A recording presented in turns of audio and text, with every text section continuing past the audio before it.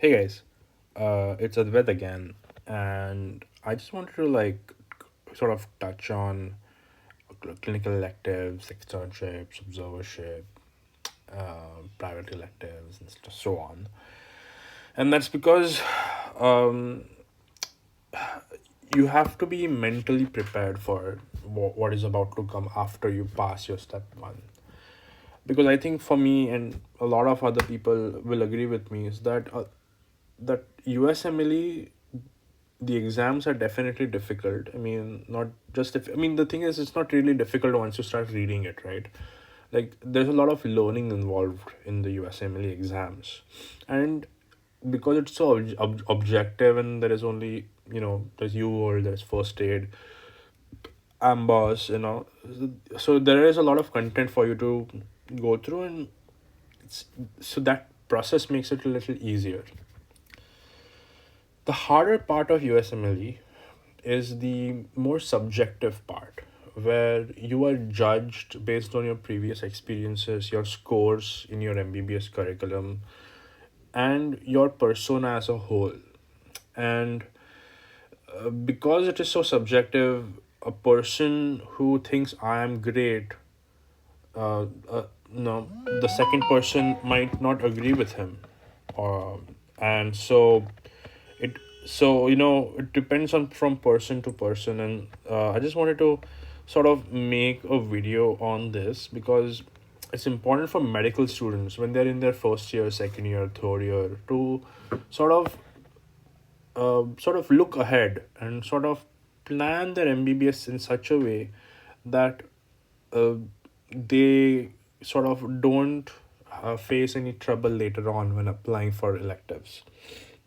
So broadly speaking, clinical electives are of two types: um, VSLO and non-VSLO. And VSLO is basically visiting students' learning opportunities.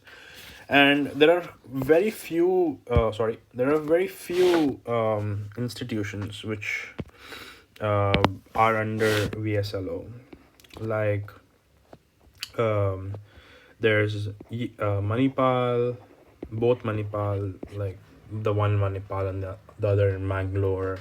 Then there's BJMC Ahmedabad, and then there's another some GMC Chandigarh, right? So there are like only like four or five medical colleges that are under VSLO, and who are under VSLO, they're absolutely lucky because they get to apply for electives to almost all universities in the US. Very few. There are only there are only a handful of clinical electives that are non VSLO, and that is where the rest of the world applies to. That is KUMC, UNC, UIC, Yale, Emory, UAB. This entire list basically that I have shown. University of Pittsburgh, and so, because everyone else is applying to this non-VSL electives, the competition is really high to get into this electives.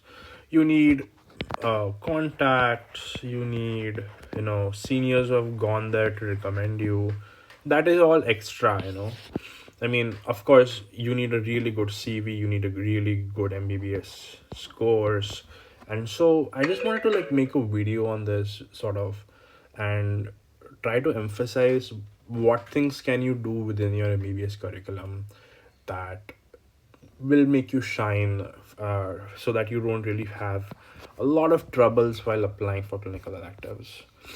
So the number one thing that I really recommend is focusing on MUHS exams, right?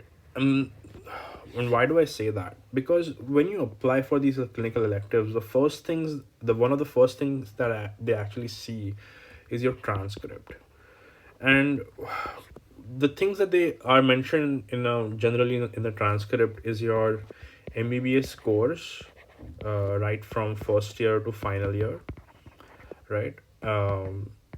Then your attendance in clinical um, rotation, so like medicine, surgery, Ophthal, ENT, all that stuff. All your clinical postings that you are supposed to go to, your attendance in days is mentioned over there, right?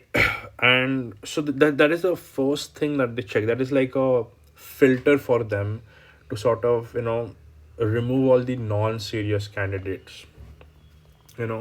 So you have to be at least more than 65% MUHS in most subjects. Try and of course, if you are from 70 to 80%, like distinction holders, actually 75 to 80% or whatever. uh, but distinction holders in your aim, so like if your aim is to get into internal medicine, so if you have an internal medicine distinction, then of course you pass the first filter. The second filter is your attendance in your core clerkships, as they call it. So if you have not attended your clinical postings, right? If you've only done, like, let's say you had, so that's how, I mean, this is how they write in your transcript that Advait Joshi attended about 54 days out of 90 in medicine, right? So 54 out of 90 is what? Just hardly above the 50% mark. So if a person is judging me, then my judgment score becomes low automatically, as compared to someone who has attended 90 out of 90 days or 89 out of 90 days.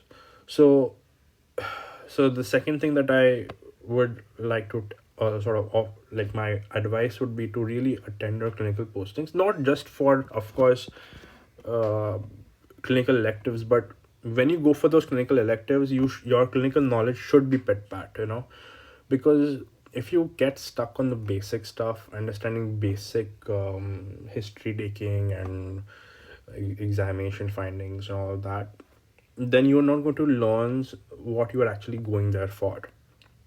So of course, go to your clinical postings, learn well, learn as much as you can, and then go for your clinical electives.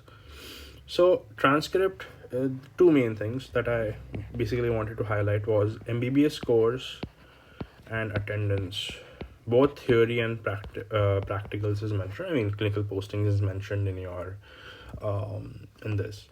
The third thing that they check is what is your class rank. Now, certain universities don't really give class ranks. Certain universities do. And so for example, if your university does not, like, I know that MIMA does not really give official class ranks, you were number 10 or you were number 15, or you can in general tell your dean to say I was top 10% of the class, where you were, or top 5% of the class. So what was your percentile? Because that percentile matters a lot, because let's say you are from like a some deemed medical college where the distinction holders get more than 95%, and you are from a state governmental college where distinction holders get more than 75%. Now, to a person who does not know that a person who gets more than 75% is equivalent to a person who gets more than 95%, they're naturally going to think that this person's scores are pretty low as compared to someone who is going to a private medical college. So this is where the class ranks or the percentiles come into play, where they sort of equate to the general population, which are going to get selected for the rotations, right? So the number first thing that comes is MBBS scores, then MBBS clinical postings, right? Then this is the first priority. This is the second priority. The third priority is that you do something. So research, basically, right? Research, you can say, or you can say something very specific, something different from your peers. All right. Now that different can be many things. Some people are entrepreneurs, like they open up their side business, or some people I know have actually gone into health tech, right? Some people are taking AI courses, like artificial intelligence courses, And like something that you should try to at least explore a different part of medical science that makes you stand out, right? And of course research is something that will make you stand out, but I'll come to research in a more global way, because I am more of a researcher than anything of this sort, you know. And in my point of view, don't make research an option.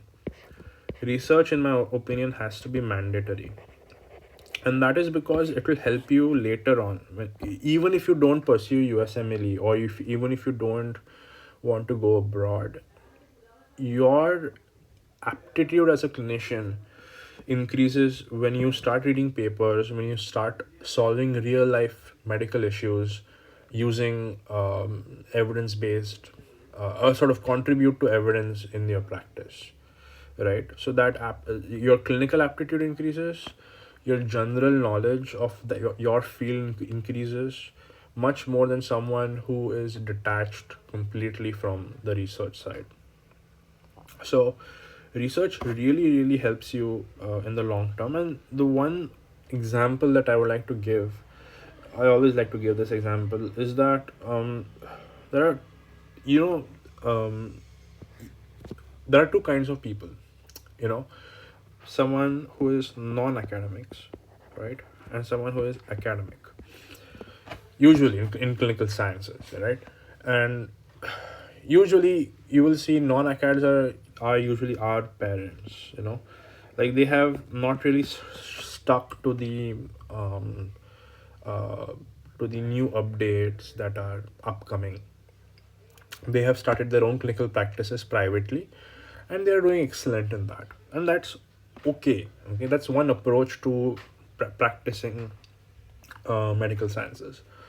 The other way is that you use updated evidence year by year, um, and sort of try to change your practice every time there's an update.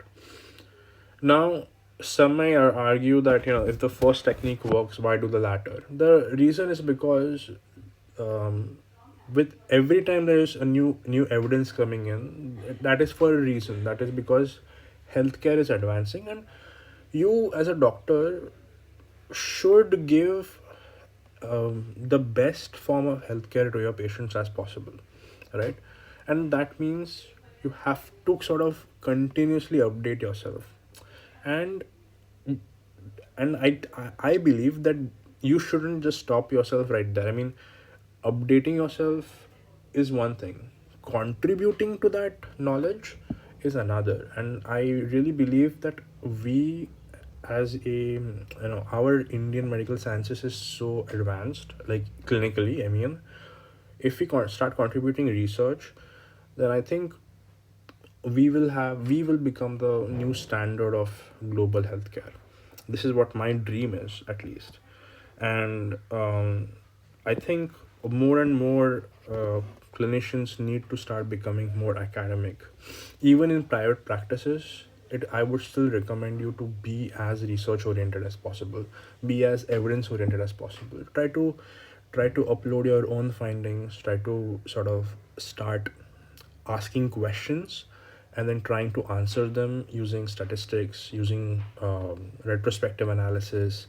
For example, if there's a surgery, if there are two surgeries for the same disease, which surgery is better for you in your area or your center? You can probably do a comparative study, and then contribute to knowledge, and then that's how everyone around you becomes benefited, right?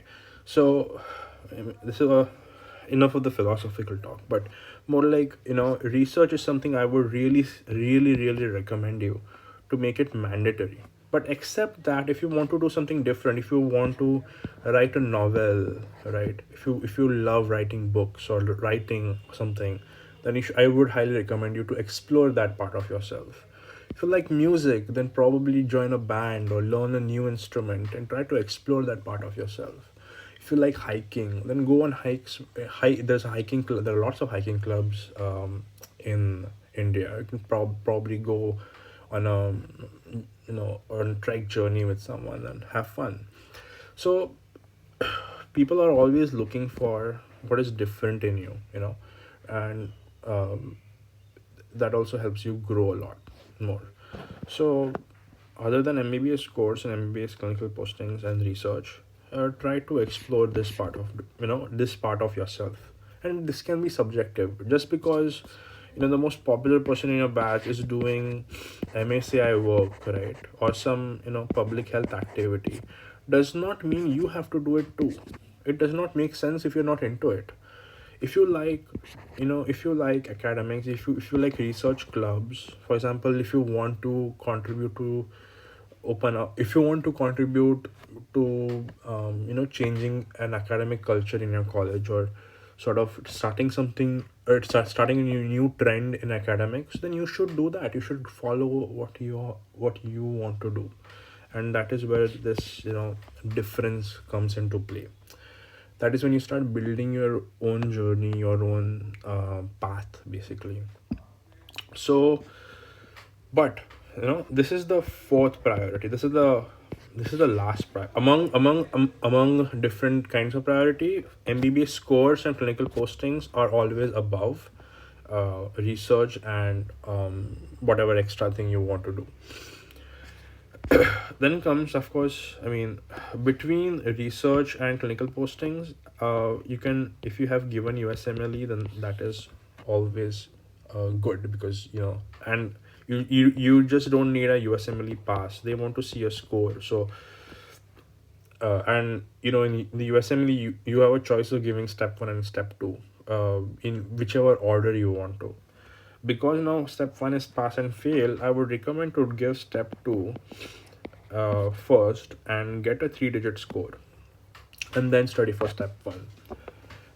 Because once you get a 3-digit score, like let's say you get a 267 and someone else has got a 252, you automatically become better, because they have an objective score that they are used to compare to, right?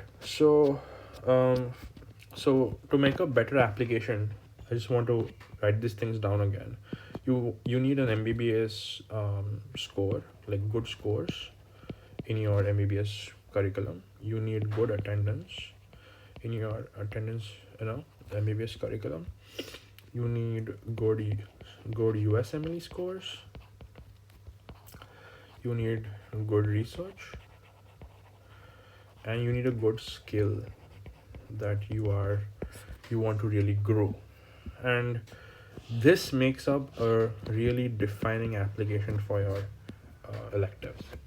If you have all these uh, put together, you will easily get into at least 3 or 4 of these institutes very easily, right? What happens if you don't? Well, that's not the end of the story. Then there are certain things called externships, and externships are basically available, like they are basically like hands-on positions for graduates, right?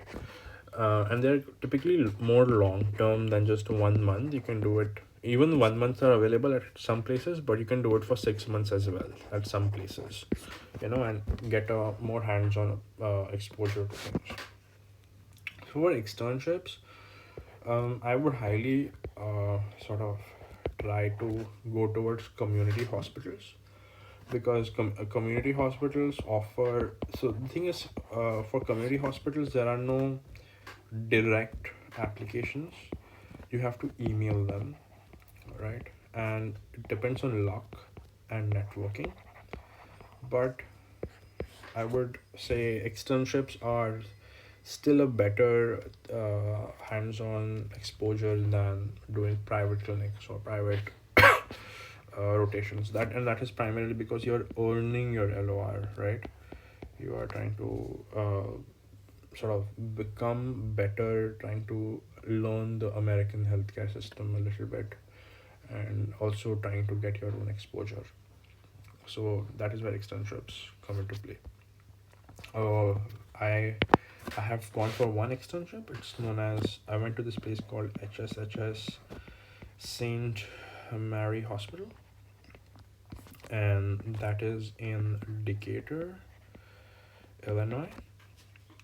But there are a lot of HSHS is a chain of hospitals, and you can apply to any one of them. And of course, you'll have to sort of ask permission from your attending. So I would highly use recommend using LinkedIn, and then sort of track people down who are working at that hospital and ask permission. And if they say okay, then you can apply directly to HSHS application and then try to gain an externship there. Okay, with that down, I would recommend, if you, let's say, don't get an externship opportunity, or if you get one of this, and if you're looking for a third rotation, then I would recommend observerships.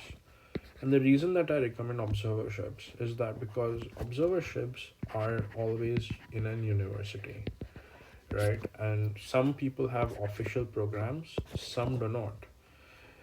Some people, if they have an official program, then of course you'll have to abide by the rules, like if stand whatever 5 meters from the patient, you cannot have patient contact, you cannot take history, you cannot write notes, but you can write case reports and so on. That's one thing. But the thing is, what is the advantage of doing an observership over private clinics? You're in a university, you can network, you can talk to residents, you can talk to chiefs, you can talk to you can build a research network, right? You can start you can talk to the program director, so that's the advantage of university. you know there are certain universities which don't have a very strict policy, and so in in those kind of observerships, it comes down to the kind of attending that you're with. And if your attending feels confident, then they will allow you to take history, they will allow you to do some parts of clinical examination, they will let you do let you rotate in their inpatient setting, and of course all of this more, right? So once you start actually being a part of the team and start rotating and sort of attending rounds, then you automatically start talking more and asking more questions and so on and so forth. Okay, in all these experiences, you are getting to know how an academic healthcare setup works. You're getting to understand the different kinds of systems in place, the different levels of healthcare being provided, and you're learning a lot, right? And because you're learning a lot, your LOR will automatically shine out because it will be unique. When you go for paid electives or paid clinical rotations, that is not true. The reason is because you are not paying for the elective, you're paying for the LOR. So your LOR is going to be kind of boring, like it's going to be a template LOR. It's like there's one template and they write it for everyone. And if you have nothing, if you basically fail to get any opportunity, any other opportunity, then of course you can go for private clinics and rotations. But I would recommend you to first try to get other electives if possible. um, yeah, I hope this was helpful. If I have anything more, I will add it later on.